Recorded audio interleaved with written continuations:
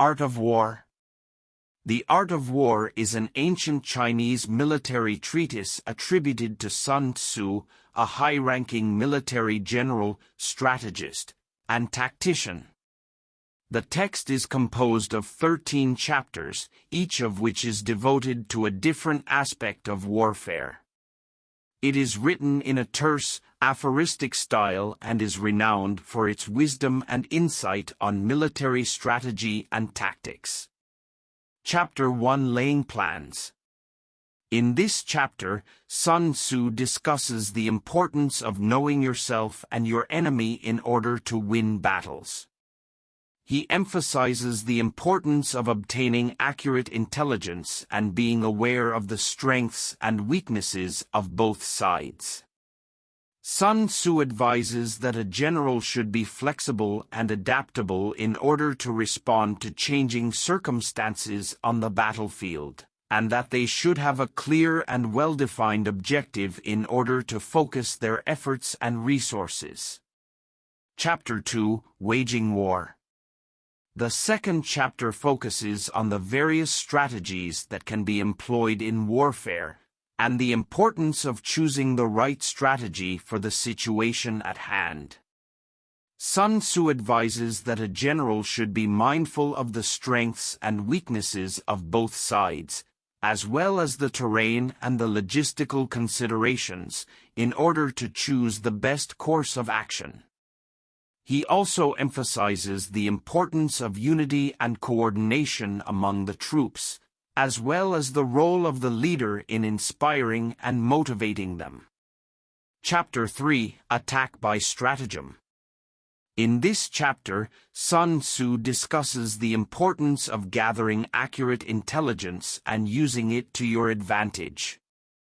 He advises that a general should use spies to gather information about the enemy's strengths, weaknesses, plans, and movements, and that they should be careful not to reveal too much about their own plans and intentions.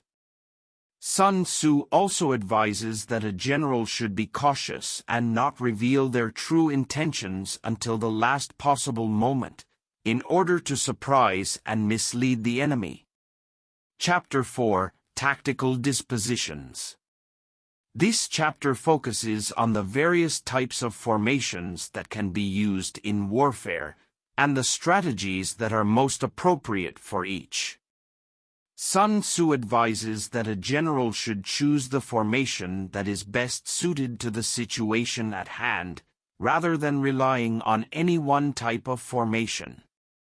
He also discusses the importance of morale and the role of the leader in maintaining it among the troops, and the dangers of engaging in reckless or foolhardy actions. Chapter 5: Energy. In this chapter, Sun Tzu discusses the importance of maintaining the energy and momentum of the troops in order to keep the initiative on the battlefield. He advises that a general should use their energy wisely, avoiding wasteful or unnecessary actions, and should also be mindful of the energy of the enemy in order to anticipate their movements and counter them effectively. Chapter 6: Weak Points and Strong. This chapter of Sun Tzu's teachings highlights the significance of recognizing and capitalizing on enemy weaknesses, while simultaneously protecting against their strengths. He encourages generals to be aware of both their side and that of the adversary's shortcomings so they can gain an edge in battle, by leveraging this insight for success. Chapter 7: Maneuvering an Army. In this riveting chapter, Sun Tzu emphasizes the significance of agility and how cavalry plays a vital role in war. He suggests that generals should be dexterous when it comes to adjusting accordingly on the battlefield, utilizing their superior mobility for outmaneuvering and surrounding adversaries. Moreover, he sheds light on logistics importance as well as comprehending troops' needs, ranging from sustenance or medical aid, in order to ensure soldiers remain effective throughout battles. Chapter 8: variation in tactics. Sun Tzu emphasizes the significance of being agile and responsive to changing conditions when it comes to warfare. He underlines how crucial it is for military leaders to vary their tactics, strategies, and plans in order that they can remain unpredictable against their opponents, thereby creating chaos amongst them.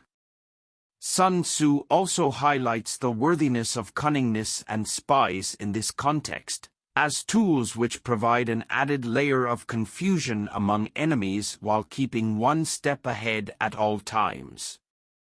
Chapter 9: The Army on the March.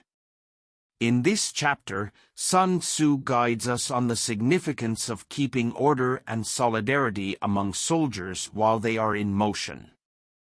He cautions that a leader must be aware of their own troops' necessities such as food, water, and rest to maintain effectiveness during war times. Furthermore, one should always anticipate unexpected attacks from enemies or surprise ambushes at any time. Chapter 10: Terrain. Sun Tzu emphasizes the strategic advantages of terrain in warfare, highlighting how natural barriers and higher ground can be utilized to gain an edge on the enemy. Sun Tzu also underscores paying attention to weather patterns as a means for success, recognition that could ultimately turn any battle into victory. Knowing when and where to fight is just one more way a winning general will outsmart their opponents. Chapter 11: The 9 Situations. In this chapter, Sun Tzu expounds on the 9 distinct types of war-related terrain and their optimal strategies for use. He recommends that commanders be well-versed in each type's particularities so they can take advantage of them when needed. Furthermore, he suggests adjusting tactics if necessary to make best use of a battlefield's landscape. Chapter 12: The Attack by Fire. In this chapter, Sun Tzu delves into the power of fire as a weapon in warfare and how it can be intelligently deployed to gain an advantage against the enemy. He emphasizes that generals must consider the environment, climate conditions, and resources available when employing flame for their strategy. Furthermore, they should devise strategies for defending themselves from hostile fire assaults. Therefore, one must utilize caution but also boldness in utilizing flames on the battlefield to outsmart opponents. Chapter 13: The Use of Spies. In the culminating chapter, Sun Tzu emphasizes that espionage is a necessary component of combat and obtaining information on one's adversary must be carried out with caution. He suggests using spies to ascertain an enemy's tactics, vulnerabilities, strategies, as well as its movements. Moreover, he advises generals to remain watchful in protecting their own secrets while vigilantly avoiding detection by opposing forces, before executing any plans laid down.